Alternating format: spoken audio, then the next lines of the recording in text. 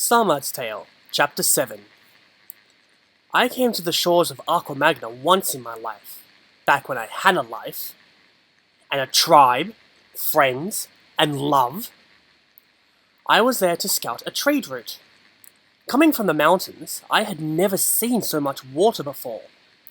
Even though the shoreline was rocky and desolate, it still looked like the most amazing, and in some ways terrifying, thing I had ever seen.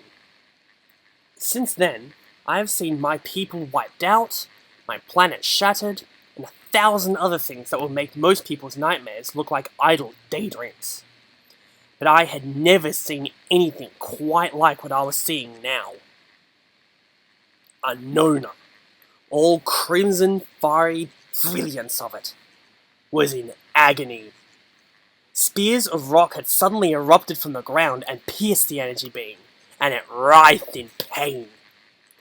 How mere rock could affect someone so powerful, I don't know, but it might have had something to do with who it was fighting.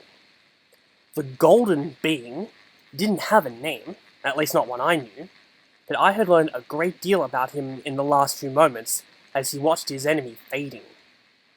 He was made from other beings, species whose names I had never heard before, kept referring to himself as we and us, which was kind of creepy, but his argument with Anona was easy to see.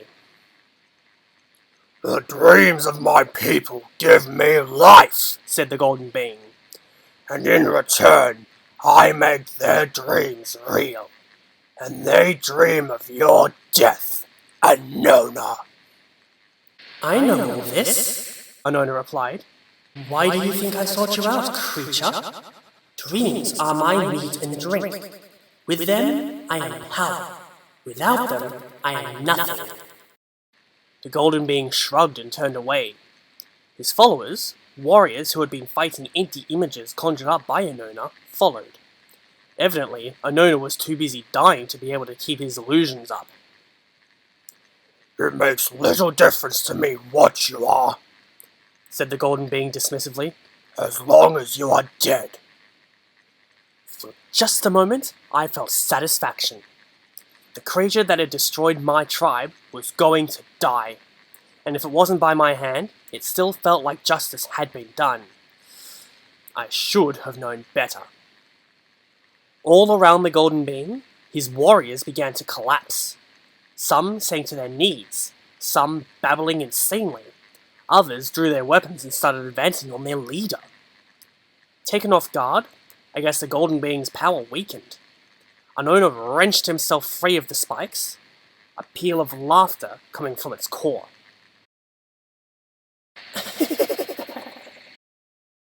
I have always preferred to eat my meals slowly. I have never before tried consuming all the latent dream energy in beings all at once. But I see the result is the same. Madness. Now, my friend, I believe the topic at hand was imminent death? The golden being actually looked scared. I didn't like that at all. Behind him, his fortress was starting to waver and blur. Worse, there were things appearing in the windows, others slithering or crawling across the landscape. "You imbecile!" the golden being cried. "You don't understand!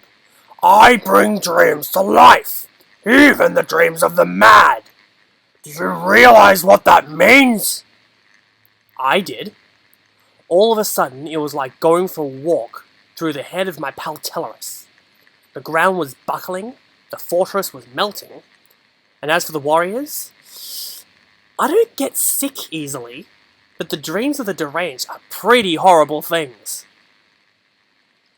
Anona was growing brighter. I doubted it had ever had so much energy inside of it at once. As if it wasn't dangerous enough before, it looked about ready to incinerate anyone who got too close. I wanted to run back to the ocean and swim across the planet, but I knew there was no place on this world that was safe. A few of the warriors reacted to Anona's approach by raising their weapons and charging. It was the last bad decision of their lives. The fortress was completely gone now. The horizon was full of gibbering beings, some practically formless, some with forms you could still see even when you closed your eyes. The golden being was retreating back toward them, but he was off balance and rattled. It was going to be over in a matter of minutes. That's when Tellerus broke. He bolted out of our hiding place, screaming and waving a branch he had picked up from the beach. He headed right for Anona. If this were a tail, Metis and I would have risked our lives to try and stop him. But it's not a tail, not that kind anyway, and neither one of us was going to die for Tellerus. He wasn't worth it. I'm not sure anyone is. I'll give him credit, he got within striking distance of Anona, but that was all he got. He died mid-scream. It was a stupid, reckless, idiotic way to go, and I was about to repeat it. But I didn't plan on dying today. Then again, there's an old saying. If you want to make the great beings laugh, tell them your plans. I was banking on the golden being having the power to take out Anona if he got the chance to use it. That meant getting my enemy off his back for a few moments. I thought I saw a way to do that. The only things the golden being created still intact were those rock spikes. I didn't know why they'd been able to hurt Anona. Maybe someone dreamt they could. But they had. They were about to hurt him again. "Come on," I said to Metis. "We need to break off one of those spikes." "Are you crazy?" he predictably answered. "I'm not going out there." I put a firm hand on his shoulder. "Do you remember when you were a snake?" I asked. "Remember how that felt?" "Sure," said Metis. "Well, I can make you feel a lot worse, and I don't need a magic sword to do it," I growled. "Now come on!" Together we made a run for it, dodging crazed warriors and hoping Anona was too drunk with power to notice us. We made it to the nest of spikes all right, but then cheerful Metis pointed out a little problem. "They're solid rock," he said. "What are we supposed to use to break them?" I was tempted to suggest that we use his head. Instead, I noticed one of the spikes had been weakened when Anona wrestled itself free. With Metis' help, I snapped it off. It wasn't a very long weapon, but the pointy end was intact, and that was all I cared about. "You stay here," I told Metis. "If I fail, try to break off another piece and try it yourself." What am I saying? You're gonna run as soon as my back is turned. Alright, if I die, don't tell anyone how. I don't want people thinking I was quite this insane and idiotic in my final moments. I hefted the spike, and I ran. As I got closer to Anona, I realized I had to close my eyes or be blinded. So I did. As soon as the heat became unbearable, I knew I was as close as I dared get. I reared back and threw the spike as hard as I could. I heard a sizzle. Then I heard a scream. You know, a scream can be a delightful sound if the right person is doing it. I stumbled backwards until I couldn't feel the heat anymore. I took a chance and opened one eye. Anona had stopped moving forward. The rock spike was buried near where one of its energy tentacles joined its main body. It was positioned just right, so that its tentacle couldn't reach to pull it out. It wasn't a fatal blow, far from it, but it had slowed him down. That was when I saw the golden being. He was looking right at me. Somehow I could hear what he was saying, even from so far away. Then I knew what I had to do. Both of these powerful entities thrived on dreams. Anona fed off the kind you have at night, good or bad. The golden being took the ones you had in your heart, or the darkest parts of your soul, the aspirations, hopes, wishes, and made them real. There were 100 ways he could attack Anona, but only one that would really hurt.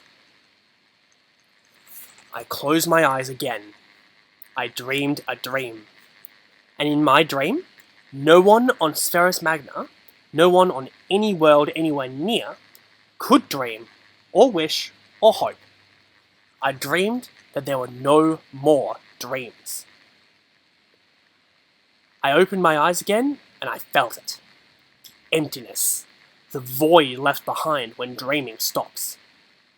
This was how my tribe had felt just before they died. But this time, the energy had not gone into Anona. It had not gone anywhere. It had just ceased to be. The golden being had made the last dream real. I saw him falter. I saw Anona flare up. Suddenly, it knew that even if it won today, there would be no more meals.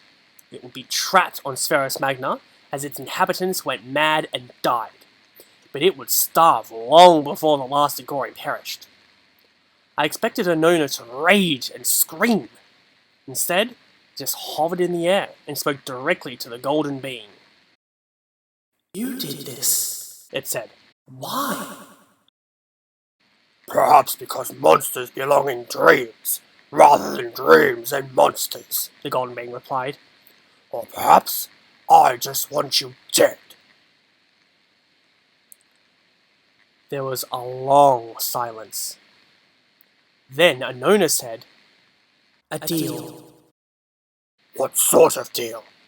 A dream of another world filled with other beings where I can live and feed. Your empire will be safe, and I will be sated." The golden being pondered the offer for a while, and then said, Agreed. I started to protest, and then something made me stop. I realized that I could have dreamed Anona out of existence before, but didn't. Maybe because somehow I knew it wouldn't work? If the golden being could have eliminated Anona that easily, he would have done so. Yet here was a second chance to do the job, and do it with some style. Sahmad will dream the dream, the golden being said. "No!" Anona answered. "I do not agree." I have given my word to you. The golden being said. Sahmad will not dare to violate that. He was right. I had no need to violate it. I was going to give Anona just what he asked for. I closed my eyes. I imagined a lush, green world. A paradise. I imagined Anona there, free to feed to its heart's content. And I imagined a population for it to feed off of. Each and every one of them a being just like Anona. They would feed off each other. And within a year, not one would be left. I opened my eyes and looked at Anona as it faded away. Gotcha, I said. When he was gone, the golden being approached me. You could have drained me out of existence as well. I am surprised you did not. I looked him up and down. It was a weird one. Probably too clever by half. But for now, you're not my problem, I said. That thing was, and now it's not. So we go our separate ways. For now, the golden being said. After you give the world back the gift of dreaming. And give you back your power, I said. Alright, done. You will hear from me again, you know, the golden being said. I will not be content to stay on this bit of land forever. Let me know when you and your army are coming, I answered. Maybe I'll join up. I could have had him make me a boat, but I decided to walk. Anona was as good as dead, and there was a lot going on in Bar Magna worth seeing these days. Not that I will be welcome to any part of it. Metas either, wherever he had run off to. But that was alright. If I was right, they were going to have more trouble than they knew how to handle pretty soon, and I'd enjoy watching their misery. As for me, I was heading north to the mountains. There were people I lost a long time ago that I could finally say goodbye to. After that, well, that will be another tale entirely. The end.